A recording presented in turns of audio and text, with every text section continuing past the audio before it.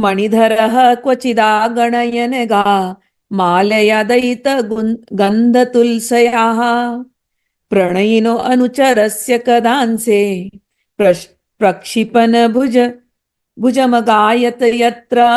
अरे वीर, उनके गले में मणियों की माला बहुत भली मालूम होती है और तुलसी की मधुर गंध उन्हें बहुत प्यारी है। दयित गंध तुलसिया, दयित तुलसी तो उनकी प्रियतमा है, तो हमेशा तुलसी की माला पहने रहते हैं। इसी से तो इसी से तुलसी की माला को वे कभी नहीं छोड़ते, सदा धारण किए रहते हैं। जब वे श्याम सुंदर उस मणियों की माला से गौओं की गिनती करते करते किसी प्रेमी सखा के गले में बांह डाल देते हैं और भाव बता बता करके बांसुरी बजाते हुए गाने लगते हैं, उस समय बजती हुई उस बांसुरी के मधुर स्वर से मोहित होकर ये कृष्ण मृगी हिरण, कृष्ण मृग और कृष्ण मृगिया हिरण, उनकी हिरनिया, कहते वो हिरनिया यहाँ भागी भागी आ जाती है।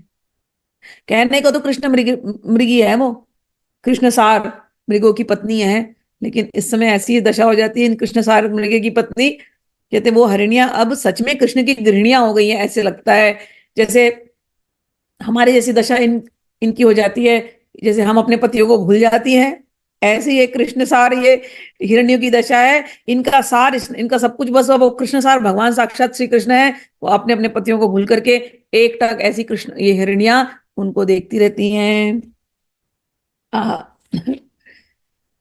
क्वणितवेणुर्ववञ्चित चित्तः, क्वणितवेणुरववञ्चित चित्तः कृष्णा कृष्णाम् अन्वसत कृष्णगृहण्यः गुणगणार् अणारमनुगत्य हरिण्यो गोपिका इव विमुक्त गृहाशा।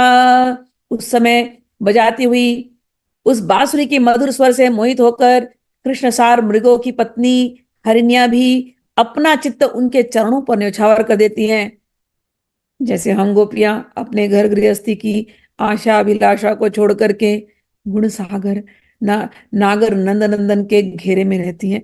ऐसी बेचारी इन हिरण्यों की दशा हो जाती है। वैसे वे भी वैसे ही दौड़ करके आती हैं जैसे हमारा चित्त और मन इनके पास दौड़ दौड़ के आता है। और फिर एक बार वो भी उनको ऐसे ही एकटक देखती हैं जैसे हम देखती हैं, और हम घर का रास्ता भूल जाती हैं और हमें लौटने की कोई बात भी ना करे। हिरण्य की भी यही दशा है, वो लौटने का नाम भी नहीं लेती।